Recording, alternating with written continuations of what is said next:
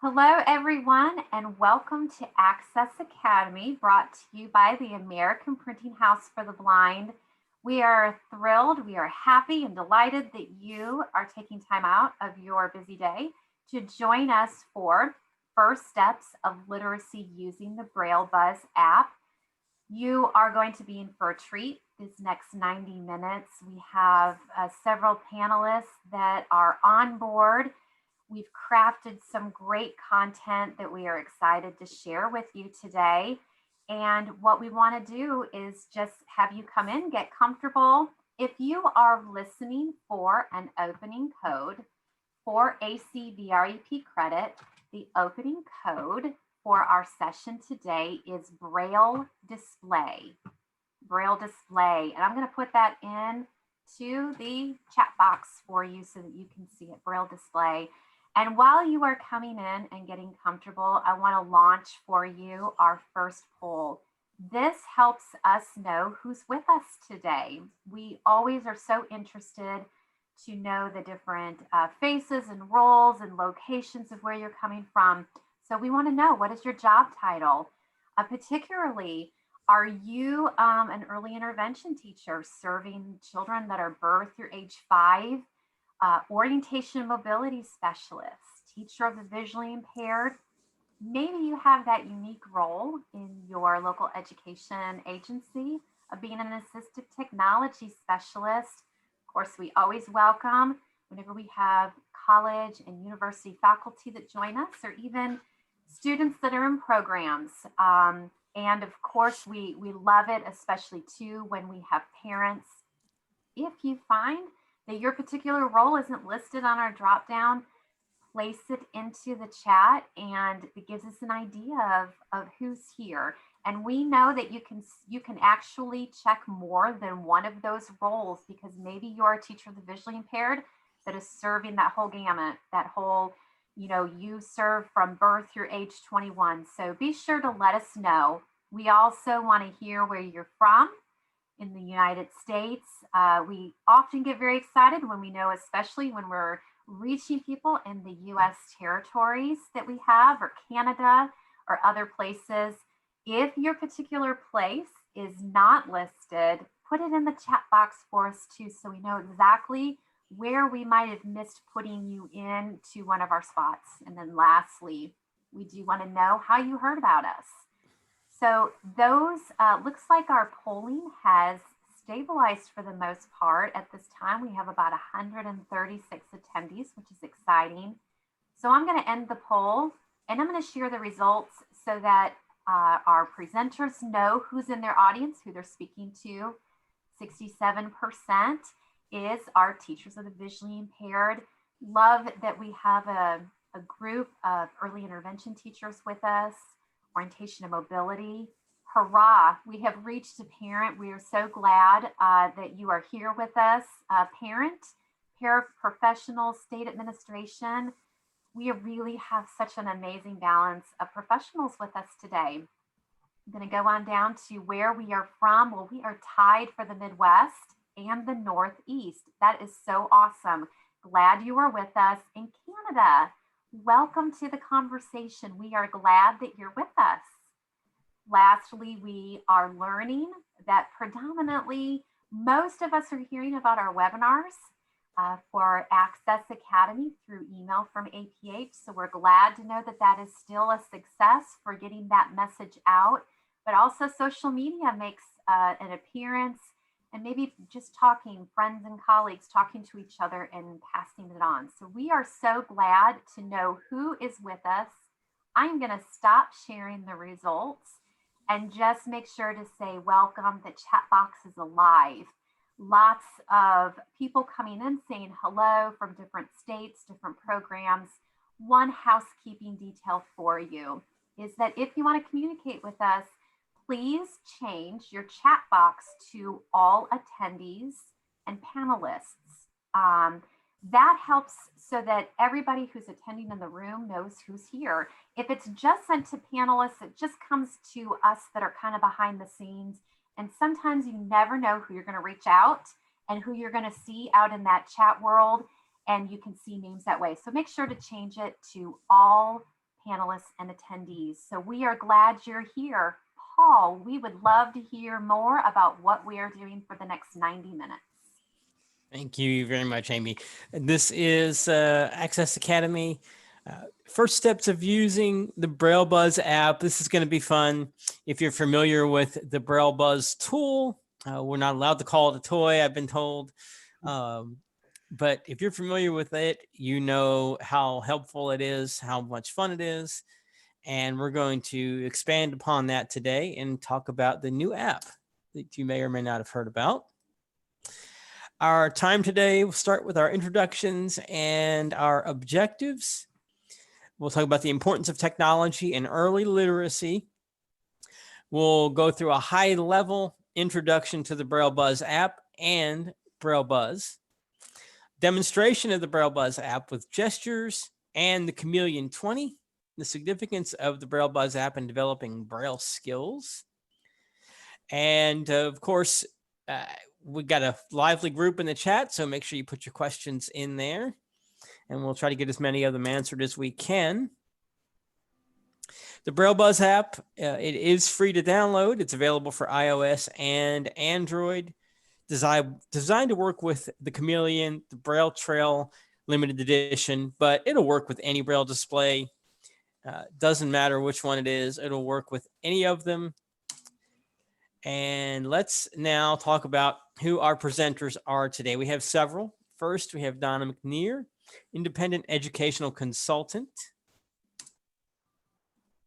We have Diane Brauner, certified orientation and mobility specialist, and manager Path to Technology website.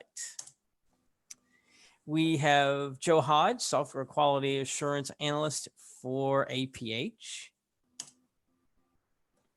And let's get to our objectives today. So we're going to examine 4 areas of Braille and tactile literacy tasks for early learners and describe how refreshable Braille technology integrates into those tasks.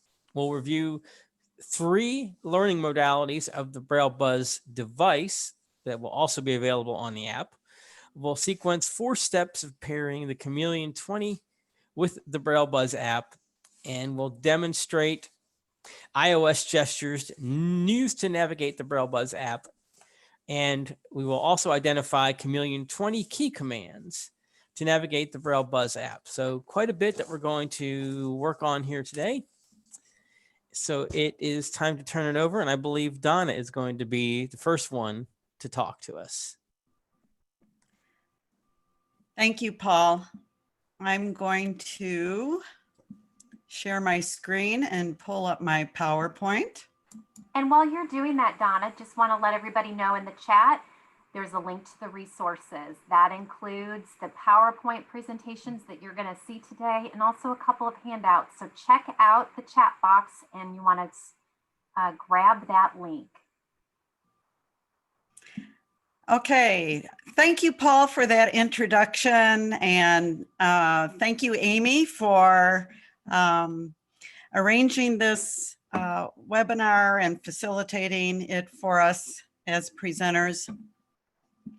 I want to welcome everybody to what I'm going to talk about, which is evolving and responsive practices with young learners, Braille literacy and technology. And I want to emphasize in my title the words evolving and responsive practices, because I feel that that's where we're at with using refreshable Braille technology with young children.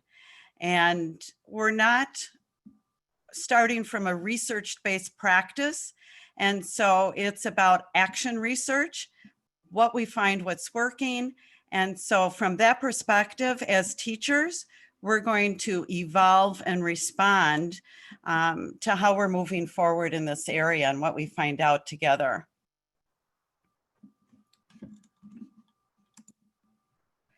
So the learner objective that Paul shared with you is participants will examine 4 areas of Braille and tactile literacy tasks for early learners and describe how refreshable Braille technology integrates into those tasks. So I want to tell you, I'm going to get to that learner objective, but I'm going to be sharing a few other areas with you. So I'm going to be sharing key ideas. So I have 3 key ideas I'm going to share with you. I'm going to talk a little bit about today's teaching and learning contexts.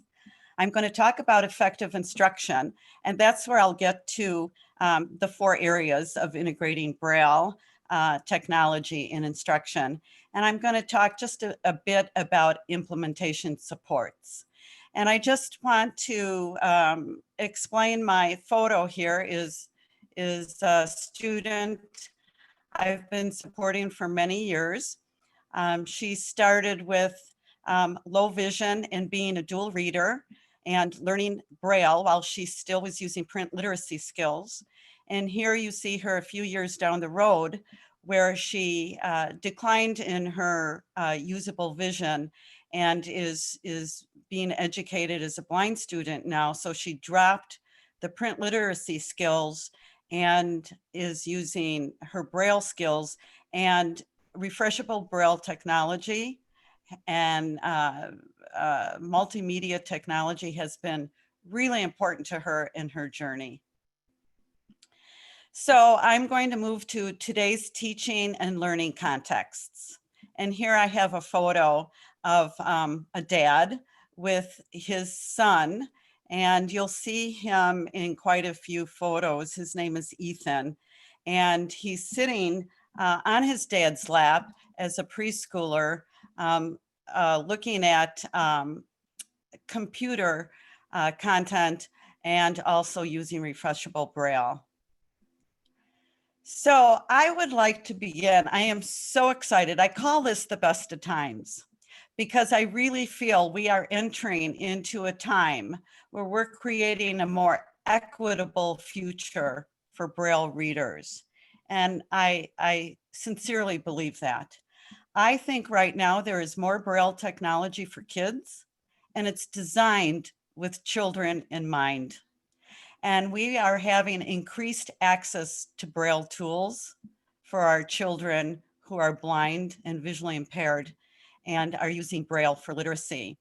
And in this photo, you kind of see this really warm, fuzzy blob.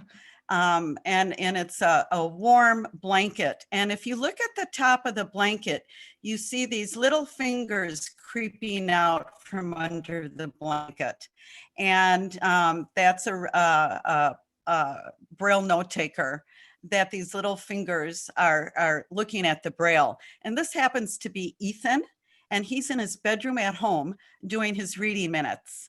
And this is what I think this really exemplifies this more equitable future for Braille readers. Here he can do what all kids like to do, which is snuggle up in their bedroom in a variety of positions and read how they want to read. And so I really enjoy that Ethan is choosing to read his reading minutes in this way. I would also like to emphasize the contexts we're working and living in today as inclusive living and learning. And we have more and more opportunities today to provide this inclusive living and learning environments for our children and their families. So I feel Braille technology that's available for more and more children is increasing, first of all, their autonomy. And if you look at sighted children, and especially young sighted children, they have a lot of autonomy around reading and writing. And I feel that Braille technology increases the autonomy for our children who are Braille users in reading and writing. So what that autonomy leads into then is increased independence. And I feel that Braille technology really, really supports our children being independent with reading and writing in Braille and not being dependent on the adults in their lives to make that opportunity available to them. I think they can be independent in creating their own opportunities for reading and writing in Braille, which then I think leads to affecting a child's self-esteem. I think it leads to affecting their ability to participate in all living and learning activities. And I think that's what leads to learner equality. So I'm really excited about moving into this context of inclusive living and learning for our children. So I just want to do a little sidebar conversation around the science of brain development. Now, I know we've been following, and this has been pushed in to our teaching practices with young children, but I really want to emphasize this again. So I have some 2 slides that come from the Masonic Institute for the Developing Brain at the University of Minnesota. And this is a brand new initiative and center at the University of Minnesota. And I'm going to read this quote. The vast majority of brain growth, 80%, happens before a child turns 3 years old. During this critical period, 700 new neural connections form every second. It's a time of incredible potential for on-track brain development that can lead to a bright future, and then there was other barriers that children can face as young children. I think this is a really, really powerful message for us as educators to consider what we can do, all we can do for young children who are going to be tactile readers and Braille readers. And then this other quote comes from Dr. Jacob Tolar, who's the Dean of the Medical School and Vice President of Clinical Affairs at the University of Minnesota. And our paths happen to cross now and again. And he says, when I told him the work I'm doing around putting out the word of the importance of our early interventions with children who are blind, this is a quote from him. During critical periods, particularly a baby's first 1,000 days, and then also in adolescence, the brain still has the ability to rewire its connections and make positive, lasting changes. Early intervention is often a key. So this is a really strong message for us to really dig deep and do what we can do with young children and in early intervention around Braille literacy. So another message that I want to share in terms of our context and what we can do as teachers to evolve and respond to practices is to examine what all young kids do. And in this photo are my 2 older grandchildren when they were young, sitting on a couch with a tablet. And they're preschoolers here and just sharing and exploring the tablet together. And this is what I want to say about all children and multimedia. I want to say that technology disrupts teaching and learning sequences. And when I've watched my grandchildren in this day and age and how they use technology, it's so different than how I was taught as a teacher and educator how to use technology and when and where to introduce it. So I just ask the question to myself when I watch all children use multimedia, what are the opportunities for us as educators for children who are blind to disrupt what we've always done and think about how we can use more Braille technology with young children. So I'm going to transition to talking about effective instruction. And Amy, we were going to do a couple polls here. So Absolutely. And so as we transition over, I've launched a poll with the following question. If you are using refreshable Braille technology with young students, what variables support your success in giving access to this instruction? And you can check more than one choice, but we really want to hear if there is an other. Put it in the chat box. We know maybe what we might have overlooked that we could have put in that drop down, but what are the variables that support the success? New products, administration support, available funding, IEP driven, student outcomes. So the information is coming in very slowly. Again, if you are selecting other, please drop in the chat of what that other variable is that you're thinking of that helps support that access. And you know, a great question is, what ages are we talking about?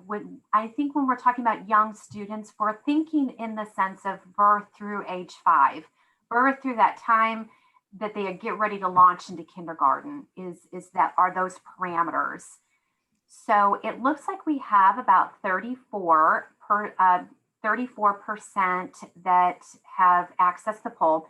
If you are having trouble accessing the poll, truly, we are very sorry about that. And you can feel free to answer any of these questions within the chat box. So what we're going to do is I'm going to go ahead and share out the results so that you can see, and also Donna, you're able to see what the results were. So overall, available funding, which in my mind was something that really was up at that top priority as well, that I wondered would be what we would see. So available funding, definitely I would say that the next one is student outcomes. That is so great. You know, we're thinking with that student being in mind of what's happening. We're also being IEP driven, that's a variable that helps us to gain that success at offering that instruction.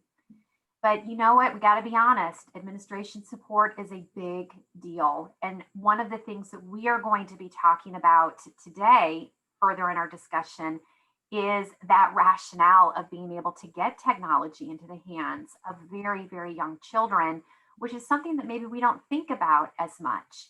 So I'm going to stop sharing that. And also, if I may, Donna, I will launch that second poll. So this one, the first one was about the variables that lead to success, but we really want to know as well, which of the following is the greatest barrier? So you can only pick one answer for this one. What is the greatest barrier of getting refreshable Braille technology into the hands of young children? Again, birth through that, getting ready to transition to kindergarten. Is it the barrier, the greatest barrier, administrative support? Is it available funding? Maybe something to consider, is it our teacher knowledge about the importance of exposing children to technology at an early age? Is that a barrier? Maybe it's product options, and certainly we have other. And I think that in the chat box, one of the others that maybe was written in was about training for parents and caregivers and teachers, that's a barrier. I think that is a great one that I wish I would have thought about dropping into the selection, because I think it's important. But it does seem to think, you know, what we're looking at is that I'm going to end the polling so that I can share, is that available funding is the greatest barrier. And hopefully what you find is that what we are able to provide through the American Printing House for the Blind, through those quota funds, that helps to overcome that barrier. But again, if it is that teacher knowledge about the importance of exposure at an early age, then hopefully you will walk away today feeling a little more well equipped to help support those teachers. And maybe even if you identify as being a teacher that you don't feel as comfortable with that, we hope that you will be able to walk away and feel a little more comfortable with that. So I'm going to stop sharing, and thank you for letting me have that opportunity, Donna. Thanks, Amy, and thanks to all of you for participating. Very interesting to have this way to hear from you in a sense. I appreciate your responses, and I think it will help me think through as I move forward in my efforts to support our field in evolving and responding. So thank you. So in effective instruction, I just want to mention again about disrupt sequence. I think about that concept of ready, and I kind of like throw that concept of ready out the window because I think all children are ready. It's up to us to figure out how to make that work for them, being ready. And I also think about when and how we introduce technology to children, and also when and how we push in a variety of materials and tools.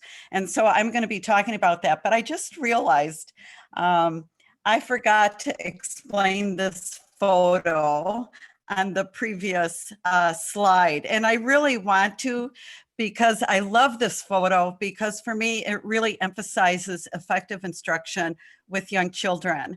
And here you see Ethan, he's on the left, and he's a preschooler. And then sitting next to Ethan is his older brother, Jackson, who's fully sighted and a child with no disabilities. And then next to Jackson happens to be my grandson, Aiden, who's the same age as Ethan. And here they are in a playful environment with an electronic Braille writing tool. And they're sitting on the floor, and they're all engaged with this tool. And actually my grandson is the one who's most interested in it. And you see in the background, there's other toys, and I call this playful instruction. And these are the kinds of environments we need to think about creating for our children in that. And then here again is Ethan with a refreshable Braille device as a preschooler. So refreshable Braille, when and where. I want to emphasize that I like to supplement and not supplant what we already know is good teaching and in developing Braille skills with young children. So I don't think refreshable Braille tools should be used solely with children. We just need to use it as how we refer to in our field that toolbox, and supplement what we already do as teachers. And I already addressed that idea of ready, but I always encourage people to question that concept of ready and think about your own thinking and how that may affect what you do or don't do with young children around technology. And then I believe in creating that playful instruction. There's a time for explicit instruction around Braille and tactile thinking and exposure with particular Braille letters and letter recognition and so forth. But I think a lot of that can be done in a playful way and focus on touch thinking, what kids are feeling with their hands and fingers. So refreshable Braille enters into all those aspects of when and where we introduce Braille to children.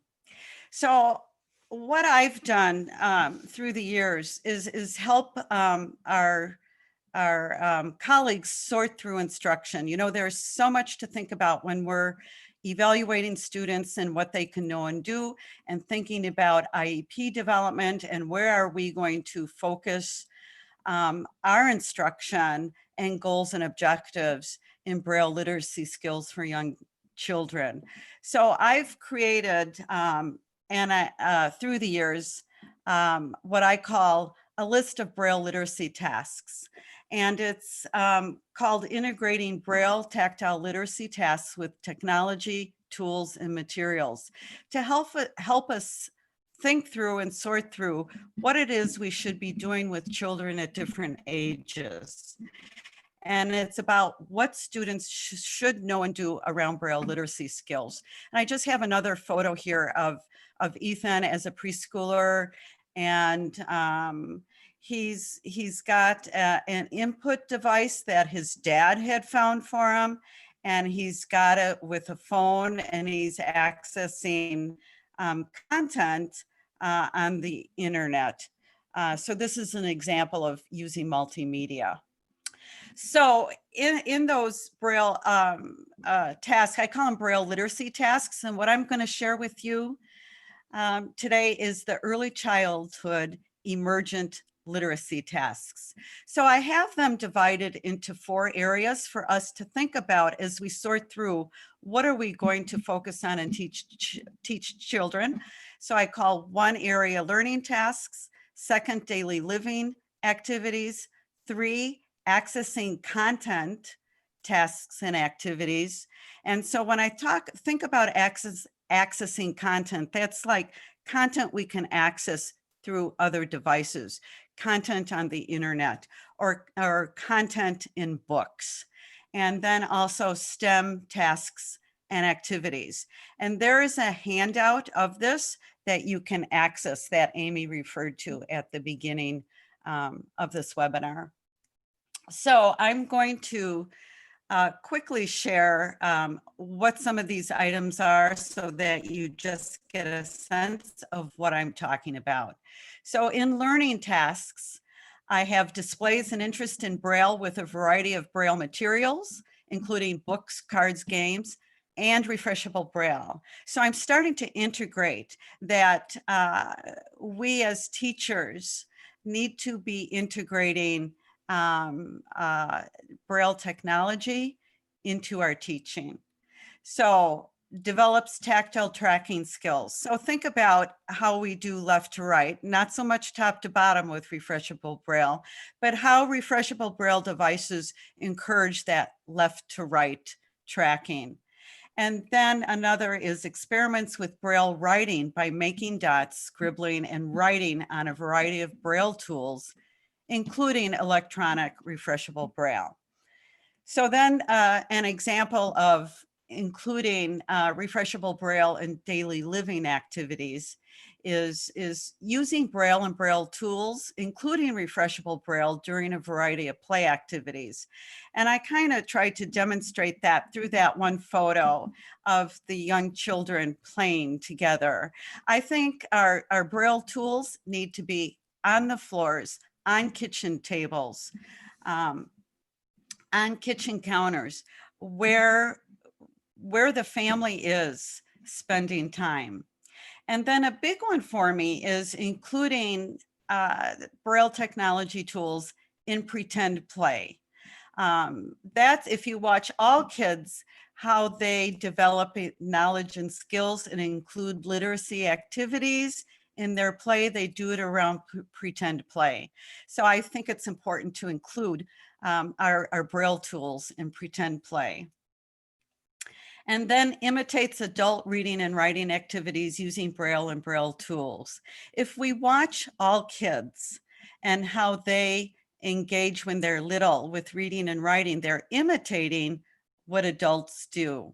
So we need to find ways for kids who are using Braille to know they're imitating what we're doing with reading and writing activities. So that's where I, as a teacher, role model using Braille when I'm playing and doing pretend play.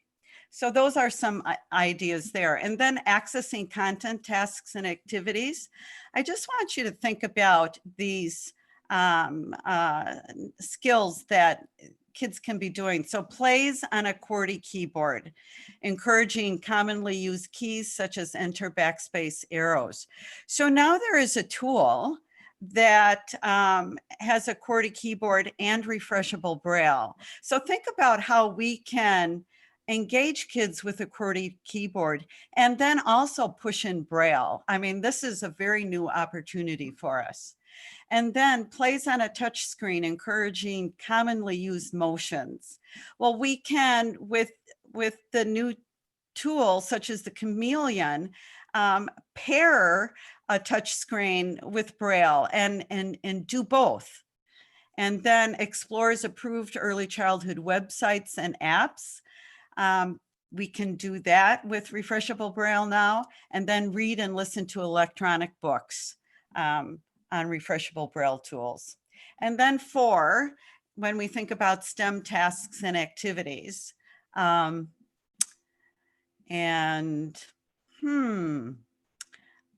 Amy, I'm just realizing I messed up on this slide. And what this one should be saying is number recognition and playing with numbers and using Refreshable Braille tools in that context. So I apologize for this, and we'll fix that afterwards and get that to Amy. So I'm just going to move to implementation supports. And I have a photo here, and this is Ethan's home again. And you see him in the far part of the living room. He's on the floor with a computer and accessing it through a device. And in the forefront, you see his sister, Evie. Evie is also blind, and she's a couple years younger than him. And she's also playing with an electronic Braille tool. And so we need to think about what do we do and how can we help families and preschool teachers and earlier intervention people implement these kinds of supports. So I'm just going to mention some getting started ideas.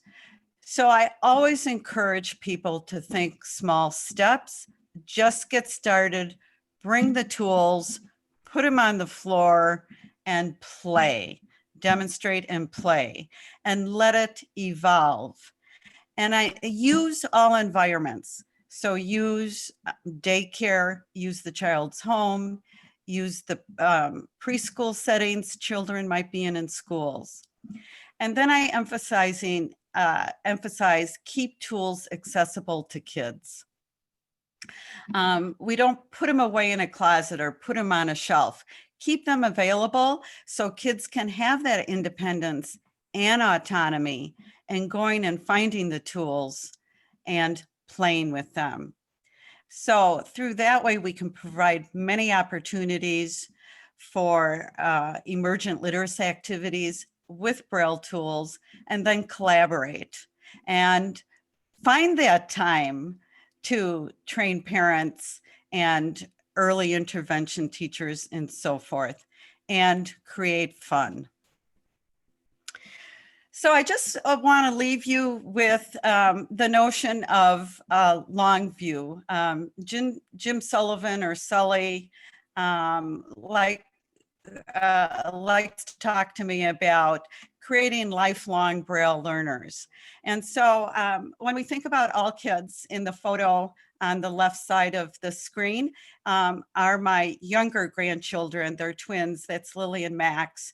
And when you think about the autonomy and independence they have as they're less than a year there, and looking at a book together, we want to think about how our kids can have that autonomy and independence as very, very young children, and bringing that into their lifelong learner as children. And here on the right-hand side, you see Evie, less than a year old, or about a year she is, with an electronic Braille writing tool.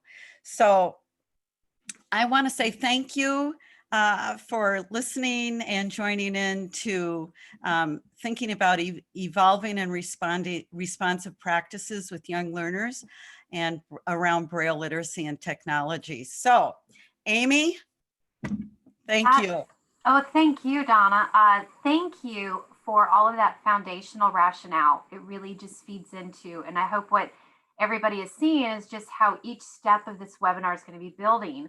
So while we transition over to our next presenter, I want to launch a poll because you're here also to hear about BrailleBuzz. So we want to know, the question is, have you used the BrailleBuzz device with students? And Paul, I love in your introduction where you gave that shout out of trying not to call it a Braille toy, but using it as a device. I love that. So very purposeful. Have you used the BrailleBuzz device with students? It's just yes or no.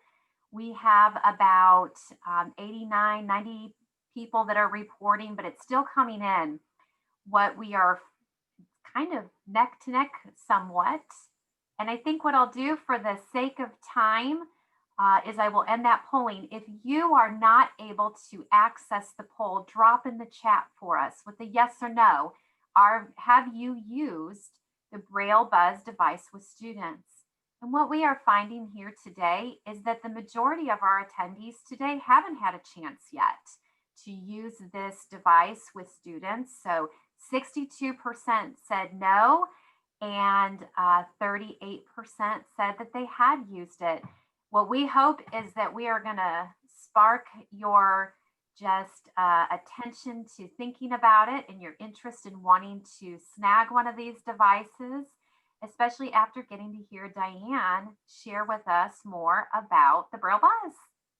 Okay, well, thank you, Amy, and thank you, Donna, for all your good information. You gave us so much to think about. So Amy came to me and had asked me about how did BrailleBuzz come about. So I'm going to talk about that and then lead into some of the information about BrailleBuzz and how we use it with our kiddos. So at one time, my student caseload consisted of a numerous preschool and kindergarten students. These were all kids that were emerging Braille readers. And as I traveled from school to see these kids, I observed how emerging readers with vision had all kinds of toys and alphabet games that they could play. All right, it is not going to the next slide. There we go. Okay, so they have numerous electronic alphabet toys available for students with vision, but our kids didn't have any type of electronic toy to introduce and to play around with Braille letters. Okay. So at the same time that I was traveling and seeing all of these kids, I was watching them as they're working with the traditional Perkins Braille writer. And I observed how emerging Braille readers physically struggled to create Braille letters using the traditional Braille writer. The Perkins Braille writer requires significant finger strength, something that our students typically don't have yet as young kids. The Perkins Braille writer also requires the isolated finger movements. When a young student doesn't push down hard enough on the keys, they create Braille that's mushy and it's soft and it's hard to read. It's not crisp. Also with the Perkins Braille writer, we don't have any auditory feedback. So when a young preschooler or a toddler is scribbling on the Braille writer, they don't know what Braille keys or what Braille letters that they've just created. With the BrailleBuzz toy, and I know it's a tool, not a toy, but I think of it as a game. So I like to think of BrailleBuzz as a toy. With the BrailleBuzz tool, students with visual impairments should have similar electronic letter toy that teaches the Braille letters, the dot combinations, and it has a 6-key input to create the Braille letters. Unable to find a company that would develop such a toy, I contacted and connected with the University of North Carolina, the Biomedical Engineering Department, and the Computer Science Department. And I submitted the idea to mentor a joint student team project between these two departments to develop a Braille literacy game. After several semesters of hard work, these innovative and passionate university students developed the first BrailleBuzz prototype. The prototype was then submitted to APH. APH modified it field tested, and released the BrailleBuzz game that's available today. So let's take a minute and talk about the BrailleBuzz app. So in addition to the BrailleBuzz game, we now have the BrailleBuzz app. So the BrailleBuzz app and the game, the toy, they have Braille letters, they have the dot combinations, and they have the input. The BrailleBuzz app also can be paired with a refreshable Braille display. And that Braille display gives the students the ability to instantly feel the letter that they have selected or the letter that they have inputted through the Braille display. They hear the letter name announced and the associated information with each letter. The student can explore and scribble, and they can create their own combinations and find out if it's a Braille letter. And just like students with vision who scribble and draw, which is a precursor to writing, emerging Braille students can scribble using the BrailleBuzz game. And they can press a variety of keys and see if it creates a letter. The student can also feel the Braille letter that pops up on the Braille display when a letter button is selected or a Braille dot combination is made.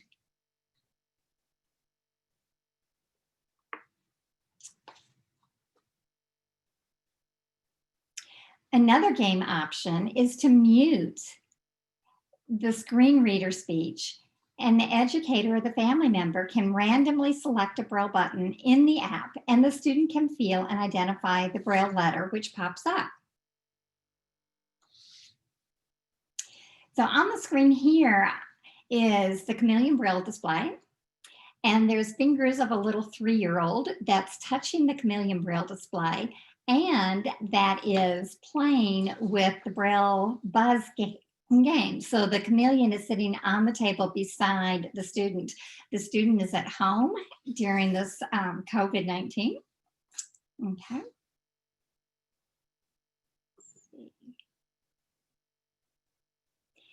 And if you press the Braille letter or the button, the Braille pops up. So on this screen, we have the Braille letters, and we're touching the Braille letter D on the buttons on the BrailleBuzz app. And it's hard to tell, but there's a letter D that popped up on the Braille display. And then the student can hear the name of the letter. They can hear the phonetic sound. They can hear, in this case, a dog, and then they can hear a sound associated with it, which is, in this case, the dog barking. Okay, so I'm going to go ahead and let you demonstrate the BrailleBuzz game. So Amy, back to you. Okay, so I must pause for just a moment. Paul, we sparked some controversy in the chat box, so I gotta just pause for a moment and just say that controversy we sparked is it a toy or not? And so I think. Well, I'm going to say right now, I'm voting that it is a toy, and that is a compliment. Okay, because I think in all fairness. Here's why. Let me say why. Growing up, the toys I had were things like the See and Says. You know, this is a dog and it barks. This is a this. I wanted this growing up. So I complimentarily call it a toy. I love that. And we had such a great opportunity to insert that because just as it was said so well in the chat box, which this, I think you probably would agree with wholeheartedly, Diane, I call it a toy. Learning can be fun and beneficial. So maybe it's not black and white necessarily, but I am glad that you were able to share that, Paul, and especially make that link with the, the analogy with the See and Say.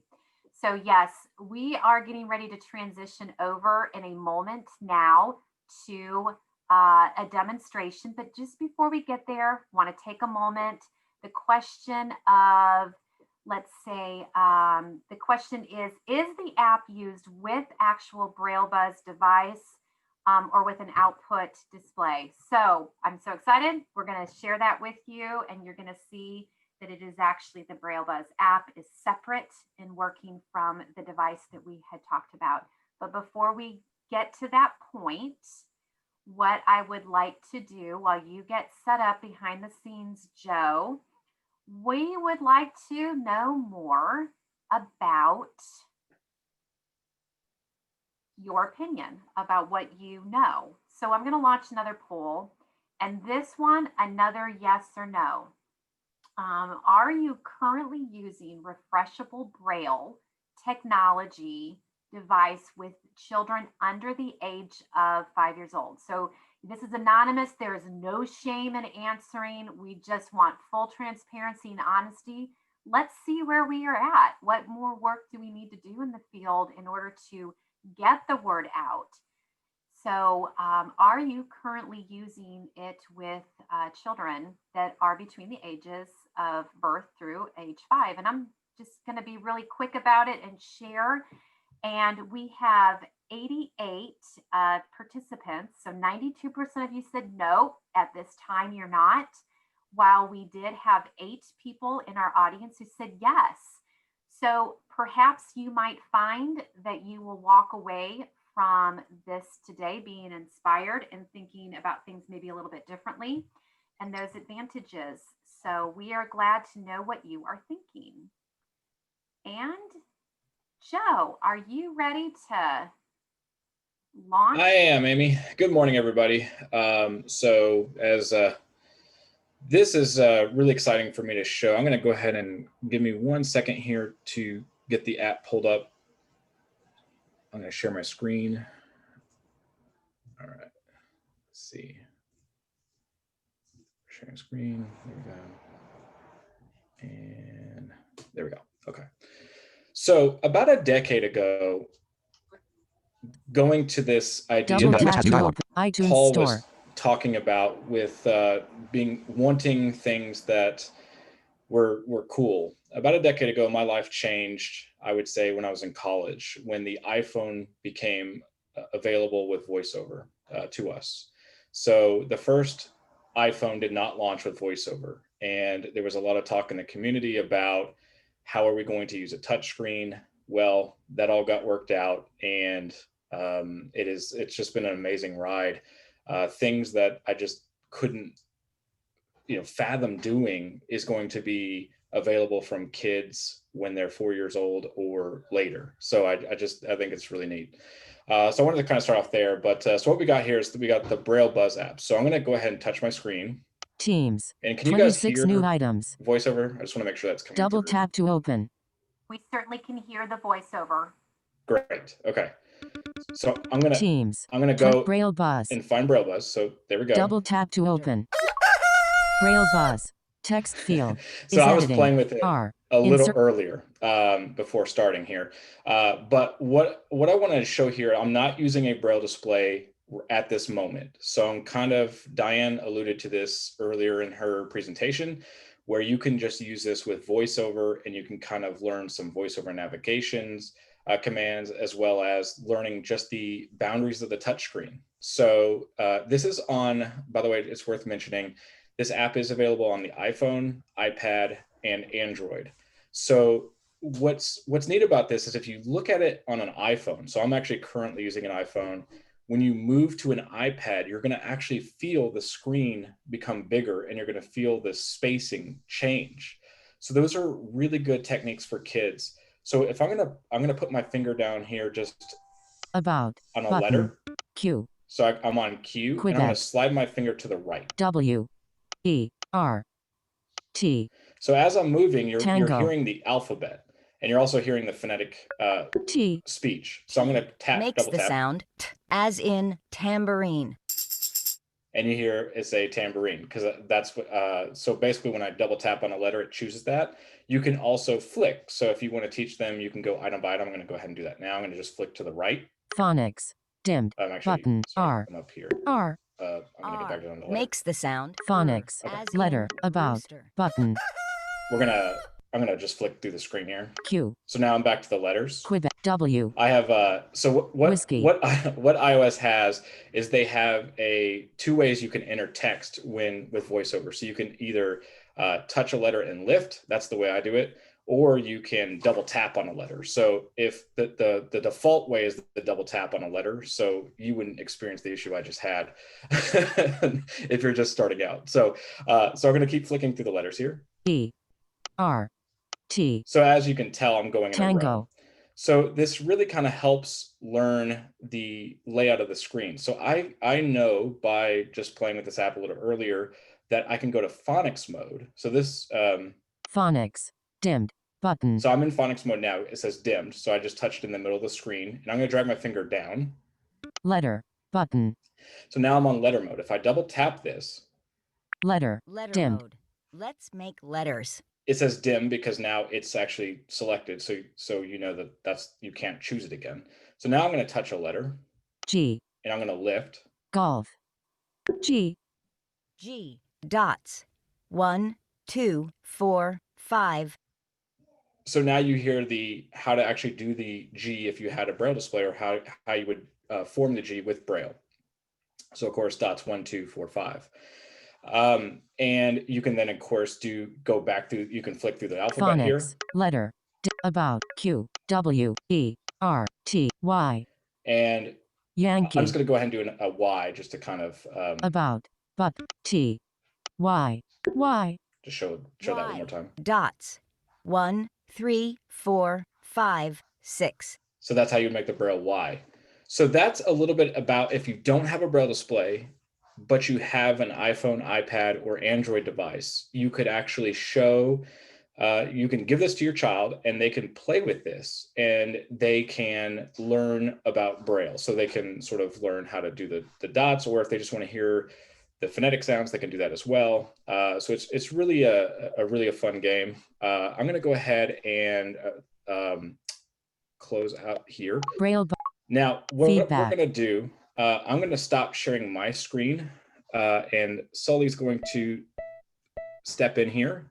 Finder. And Zoom.us. we are going to walk through pairing a Braille device, and I'm going to show you You have how to, there we go, I think I stopped sharing, how to actually pair a Braille device and use that with the application. So I'm using the Chameleon 20. It's a device that APH sells here. I'm going to turn this on. You guys hopefully can see the Braille on my camera. So what we have is I'm on what's called the editor. So on the Chameleon, just in full disclosure, this does work with multiple Braille displays. So the pairing here is only going to work with the Chameleon and the Mantis Braille displays. If you're pairing with another Braille display, you do want to, in the application itself, we actually have a guide on how to connect to other Braille displays because the process is just a little bit different here. So what we're going to do is, just for also ease of use here, I'm going to kind of just go through one way to do this. There are multiple ways that you can move through the menu on this device, but I'm going to just show you kind of the easy way in case you're a parent or you're maybe learning Braille. So what we're going to do is we're going to find terminal. So for me, I'm going to hit the space bar, and I got terminal showing here. So I'm going to press .8 or press enter. Now what I see is, technically what should have happened is it should start on USB connections. I've just already paired to something. So we're going to see USB connections. I'm going to hit spacebar. I see Bluetooth connection. I'm going to press spacebar again, and I have add Bluetooth device. So I'm going to press .8 or enter. Now what we get is it says activate your device in your host devices, and I'm actually just panning forward, Bluetooth settings. And it'll come up as APH Chameleon 20 and then the serial number of your device. So Sully, if you want to go ahead and stop sharing at this point, I'm going to go ahead and share my screen again. And I want to make sure the sound is shared. There we go. Okay. faces, All beta, right. Zoom So out, what US I'm dialog. going to do, double, home, swipe back page to my 1 page of 3, Louisville, 71 I'm going to quiet voiceover there for a second. I'm going to go to settings. settings, 2 new items, So I'm going to double settings, tap on that. And this is actually really good to know. So one thing before pairing a Braille display, you definitely want to have voiceover on, because the voiceover actually is what controls the output to the Braille display. So Sounds and just haptic. for, I know we have a few parents here. VoiceOver is the screen reader that you're hearing that's reading what's on the screen as I move around. Cellular. So here we go. Bluetooth. I'm gonna go to Wi-Fi. Bluetooth, Bluetooth. Bluetooth. and then I'm Double going to tap. look for the APH Chameleon. Actions of to pair an Apple Watch to pair other devices in progress to pair an And, app Chameleon there it 20 is. I'm gonna double 6 tap. Chameleon 20 6 5 0 2 0 0 1 0 0 0 3 7 connecting Bluetooth on. And I didn't hear anything yet, but Now discoverable as tech Bluetooth on. Now my devices Chameleon okay, we are 20 connected. All right. 6 5 It 0 didn't, 2 usually 0 it plays a 0 little, 1 0 let to me pair. mute that. Usually it plays a little sound that I can hear. So I'm gonna go back to Bluetooth on my Braille display. I'm gonna press enter. I see the name of my phone. So I'm gonna press enter. And just to kind of test this, I'm gonna go ahead and just press pan forward button. And I'm not getting anything here. Link. In progress. Other devices. Heading. I'm gonna NLS editor keyboard Chameleon 20 unpair more this and do this info. again. So bear with Name. me 1 second. Disconnect. Forget this device. Button. Forget device. Cancel. Cancel. Usually with Forget Zoom, device. we have it's about 50-50 Settings. if the Back technology works the way it should with AirPlay and everything that comes into fruition here. So I'm going to go ahead and go to settings on my device and just remove that connection real fast. So I'm going to delete and I see my phone name and it says device unpaired. So now we're going to go back and just redo those steps. So I'm going to go to terminal and then add Bluetooth device. There we go. And now I'm going to go back on the phone. In progress. To pair an Apple in other devices in progress. To pair an Apple in progress. Other device in progress. To pair an app in progress. NLS editor human to pair an Apple in progress. I've been beta testing the NLS reader, which is also a humanware display, and I hope that didn't interfere with this on this phone. Other NLS other in progress. To pair an Apple in progress. Heading. Other device in progress. To pair an in progress. Heading. Let's see. There we go. To pair an app in progress. Other device in progress. To pair an Apple Watch in progress. Heading. I'm gonna back out of the iPhone menu. Settings. Back button. Settings. Go back in. Tech app. Expiring. Fit. Read. Air. What. Bluetooth. Cellular. Bluetooth. Bluetooth. Action. Blue. Now. And other. In. Chameleon 20. Chameleon 20. 6 5 0 2 0 0 1 0 0 0 3 7. It says on my device, it actually says iPhone connected. VoiceOver is not giving me the sound, so I'm going to hope that it's working. There's some disconnect with Zoom, I think, possibly there. So we're going to go in here, and we are going to, I'm not getting it's connecting, but I think Zoom may be blocking something. Now discover Bluetooth on. Let me try the Mantis. Double tap to toggle setting. Amy, do we have a poll question real quick while I troubleshoot this real fast? Absolutely. I would love to be able to do that. We also have some other questions that we can put in. But first, what we'll do is I'll launch a poll question. So really today, what we're talking about so much is that technology and access to very young children, that it's maybe things that we hadn't thought about before.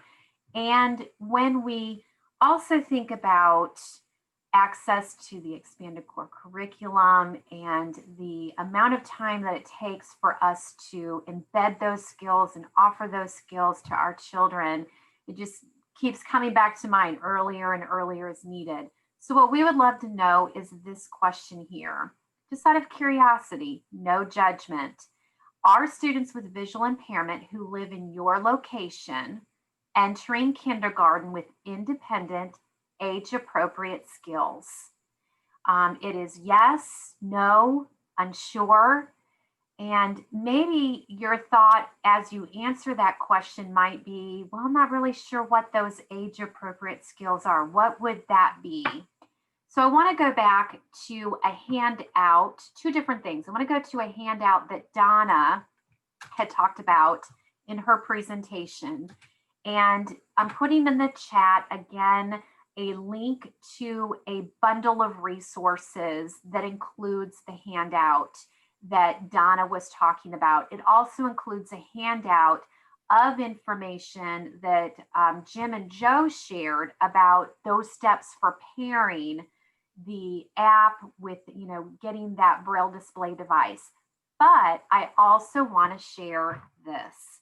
I'm going to put in here a really fantastic blog that is a must-go-to resource for you today that is out of Paths to Technology. And so Diane, who's with us today, authored a great review of the BrailleBuzz app. And in that, she actually lists what some of those age-appropriate technology skills are that we need to be thinking about as educators. So copy and paste that, bookmark it in your brain, go and take a look at it. I think it'll be really helpful. Plus, there are some additional videos. I'm going to end the polling and share the results. This is where we're at. So age appropriate, independent technology skills. We have 55% of us said no, 41% unsure. And some of that unsure is because a lot of our audience today maybe is not actually serving children that are in that age of population, birth through up to that point of kindergarten. And we do have 3 individuals here that are reporting that yes, where they are from, absolutely, children have those age appropriate skills. So just some food for thought as we continue our journey of learning today. How are things looking for you, Joe? I'm good. We're good to go. So sorry about that technical. I do testing. So what that basically means is there's a lot of times Speed test. I'm messing around with different devices.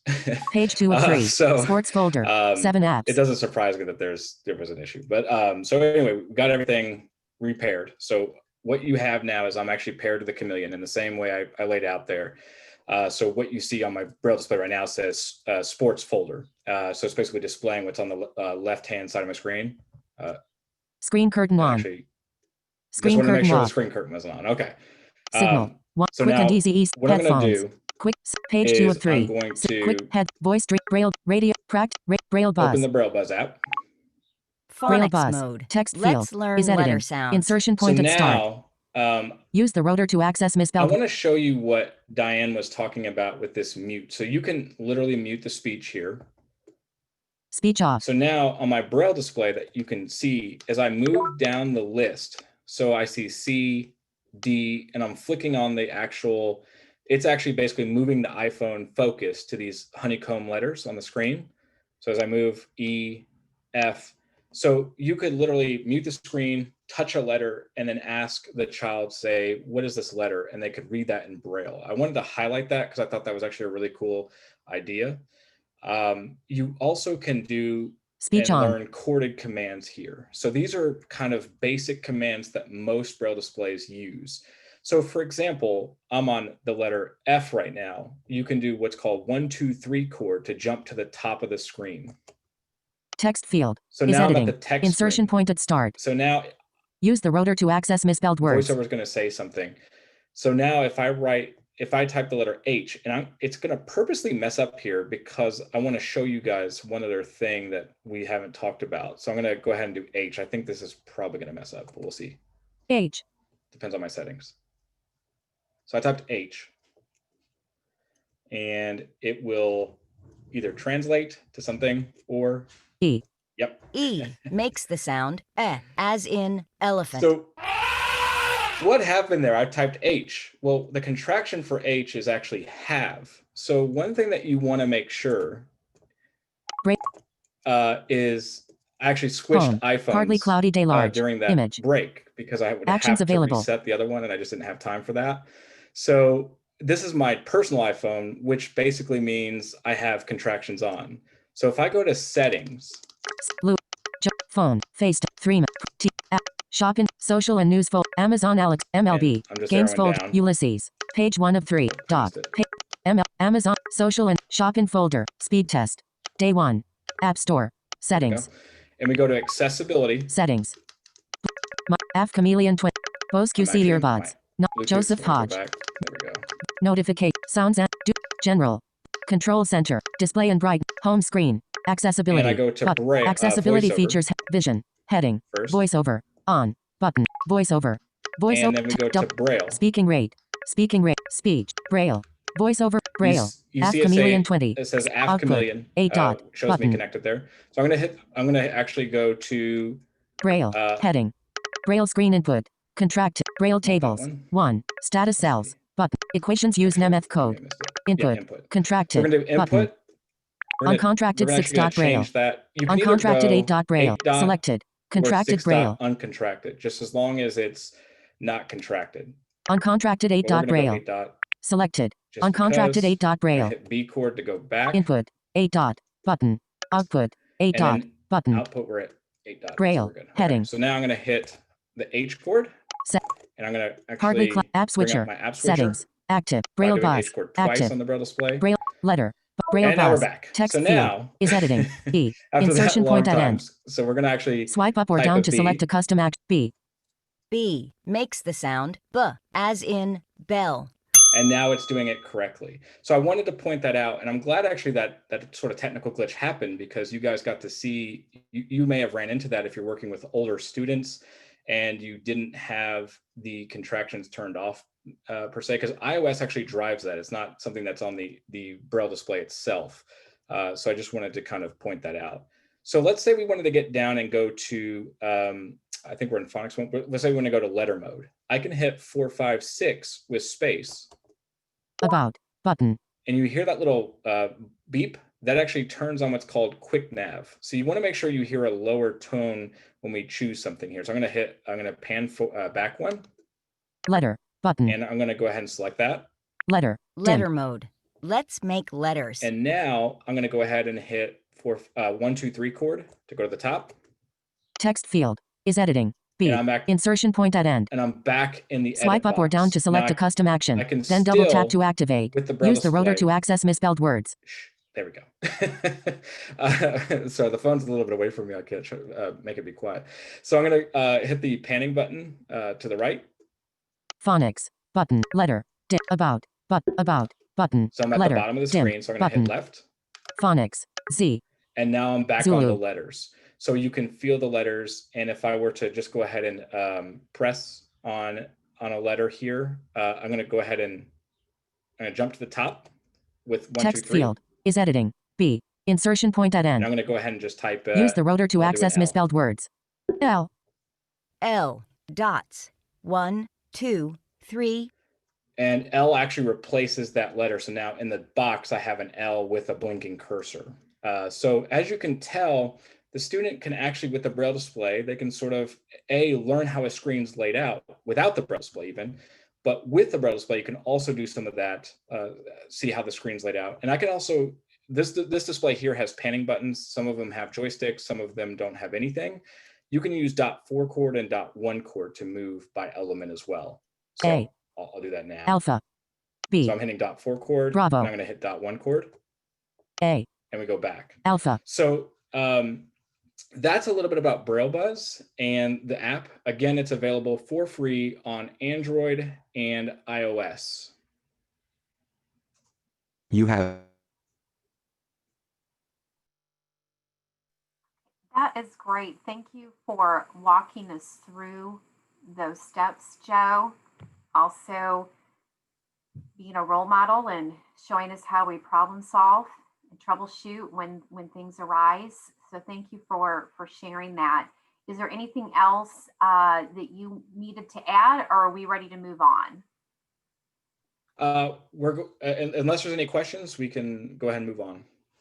So a couple of questions during this moment of transition here. This goes back to, let me scroll to where some of my questions are. So there have been a lot of chatter in the chat box having to do about languages. And, we think of students that would benefit from this with learning, who are Spanish learners, even French has come up. So at this time, what we have available is in English, but Donna McNear of Rogers, which is our project lead for early childhood, was able to chime in. So glad she was able to be with us and share it, that at least for that Spanish portion, that that's something that can be explored. Now, I don't want to be remiss in any way. I am going to circle back to the toy issue, and that we had the little bit of controversy that sparked. And I think that it's good to at least share this. I have definitely been educated. So what I have learned, and many thanks to Leanne, who was able to share this in the chat box as well, is that to be available on federal quota, it must be a learning device and cannot be a toy. So for that reason, when we here at APH are talking about something, talking about the device, we're going to be using that language of being a device, if you will. But you can certainly call it whatever you like. I love the conversation that sparked throughout this of going back and forth and just knowing where the opinions lie. I want to make sure that it is definitely attended to. We talked a lot about iOS. Joe, would you be able to share anything about Android?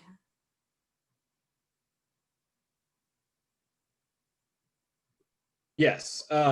So on Android, I don't have an Android device charged up and ready to go. Also with Zoom, Android's a little bit harder to share on Zoom for me than iOS. But what we showed today is actually the same as how it works on Android. Now, the only thing that's different is how you connect it. So on Android, you have what's called TalkBack. That's their screen reader. You also have to install what's called BrailleBack. That's actually what outputs the Braille to it kind of is the driving force, if you will, from TalkBack to the Braille device. So with VoiceOver, everything is all built in on the iPhone. On Android, you have two components. Now, what we do in the app, so this is actually really good. I'm glad this question came up. In the app on first launch, if you're on Android or iOS, if you do not know how to pair a Braille display, we actually link you out to Apple and we link you out to Google's user documentation on how to pair up that device that you're using with the device, with the Braille display on that particular operating system. So on Android, in this case, it would walk you through how to get it connected with BrailleBack and TalkBack and make all that happen. But as far as functionality, they both function the same.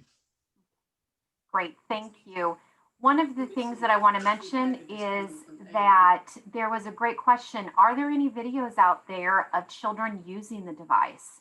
So I'm going to put in the chat box my email address. If you are an educator with us today, and this is something that you have used and you would be willing to work with us here at APH, I would love to talk to you more about how we could get videos of children that are using the device and what that looks like. We definitely have seen some really great pictures of some cute kiddos, which we appreciate. And also, as I had mentioned in that, and we'll circle back to this to you in a moment, Diane, but I'm going to put this back in the chat.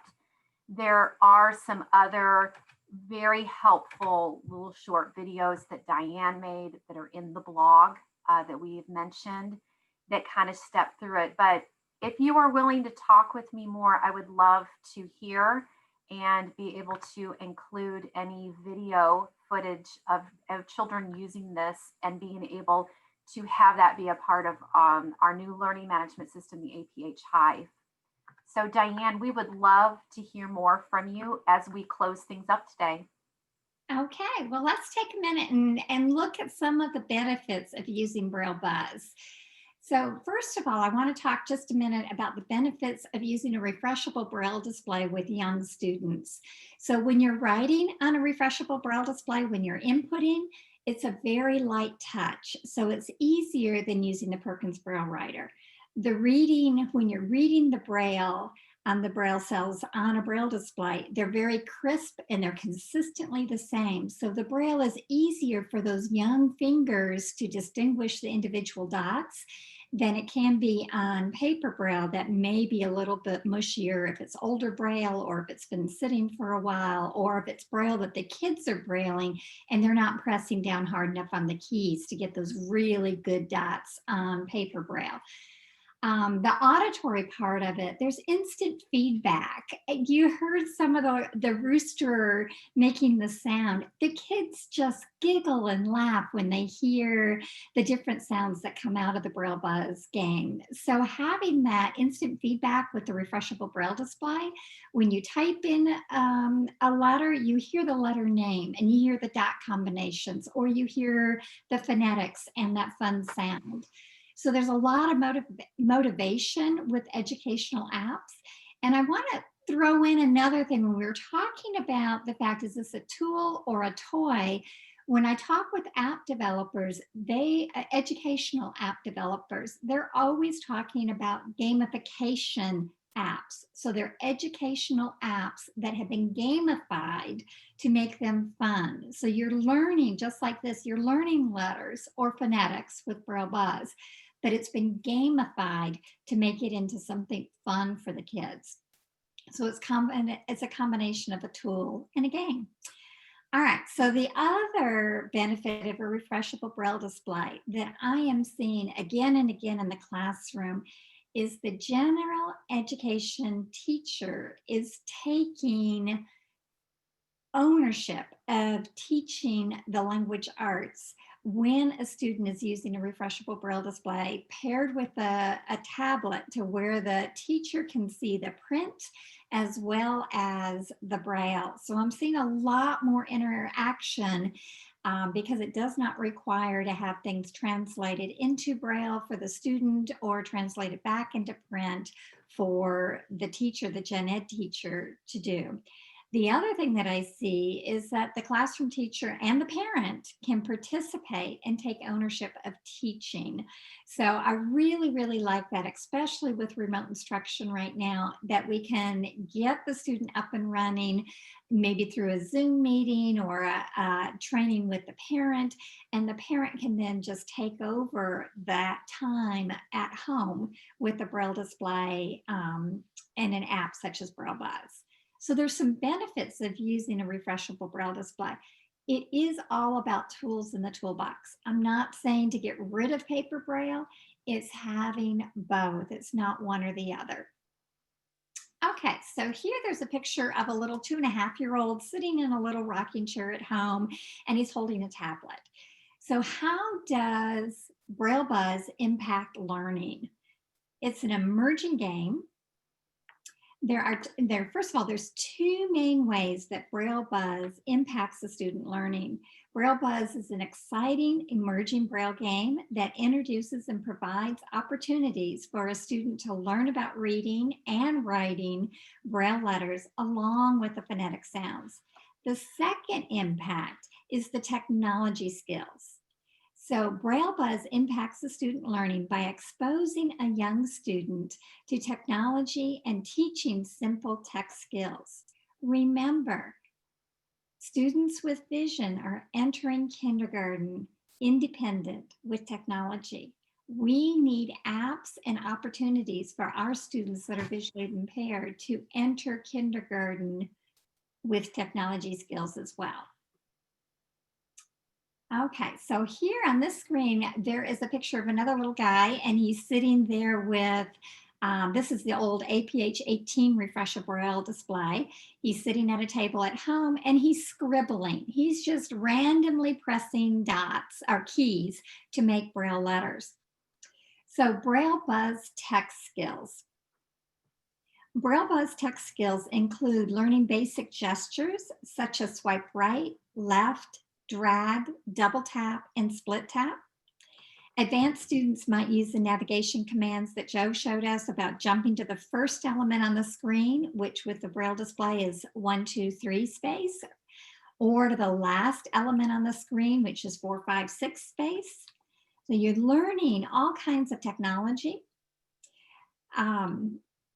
If the Braille display, like the old APH18, has the joystick, the student may be learning how to use the joystick, may also be learning the Braille display commands.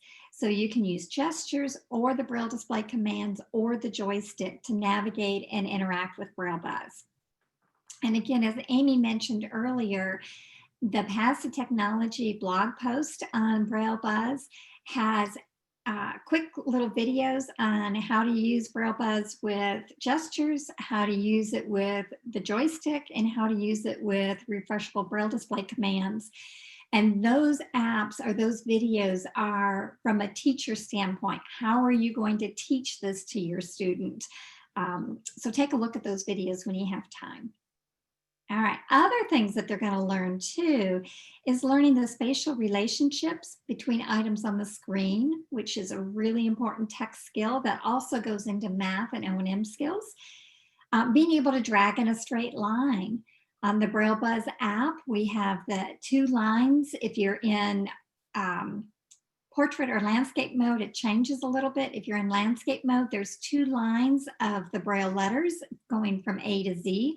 And the kids learn to track across that line in a straight line from left and right to find a letter that they may want. So learning to drag in a straight line, listening to voiceover hints and ear cons, and independent play. So there's a ton of tech skills that are taught. Okay, so what are some of the tech skills for emerging readers? So gestures, our students need to be able to physically create the gesture, know what they do and when to use that gesture. They need to learn Braille display commands. So physically create the different commands like the L chord, which will move you to the first element on the screen, or the 4 space that'll move you over to the next item. They need to know those commands, what they are, and when to use them.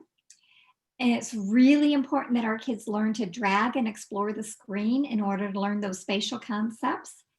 They need to know some of the spatial terms like the top, the bottom, the right, and the left side of the screen, and understand what that means for technology as well as for other things. Develop mental mapping. So where is the different things if they want to change from letter mode to phonics mode, where is that located? Those buttons, where are they located on the screen? And also speed. So we also want to work with our young readers or our young students to listen to voiceover, the speed that voiceover is running, and also the speed that they interact with the device. Some of our kids are super, super slow when they're interacting with an app. We want to make sure that our kids learn to speed up and be very quick and confident with what they're doing. And of course, we want our kids to be independent on the tech, with the tech. So independently play this game and do other things with their tech before they get into kindergarten. All right, so BrailleBuzz and remote instruction. Right now, a lot of our kids are still at home. They're not in classrooms. We're having a hard time getting face-to-face, and we don't know how long that may last for some of our students. BrailleBuzz is really great with remote instruction. So many families have been struggling to help emerging Braille readers complete Braille activities, mostly because the families don't know the Braille. So BrailleBuzz does not require an assisting adult to know any Braille. They don't have to have any prior knowledge of Braille in order to play the BrailleBuzz toy or tool or the BrailleBuzz app. So BrailleBuzz is being successfully used during remote and hybrid instruction. Parents who are not familiar with Braille can easily play the games with their child, and many of these parents are learning some Braille letters too as they play along with their student. So that's very powerful. And of course, the BrailleBuzz game itself can be used for face-to-face instruction as well. Educators are successfully using BrailleBuzz app to teach and support emerging Braille readers and to build foundational tech skills.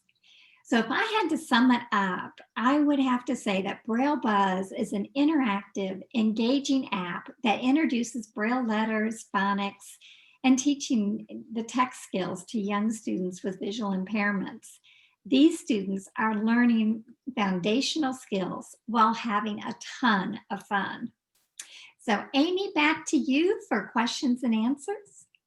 Well, I think that this was really informative. And before I stop recording for a moment, I just want to let audience members know that We did hear about the need for contractions to be a part of this device and app, and also even about consonant vowel consonant blends.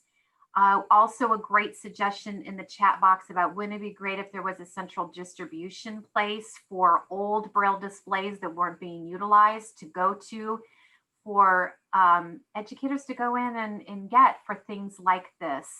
So I just wanted to be able to be sure to say thank you to our presenters who are with us today and for everyone who was with us for the learning. I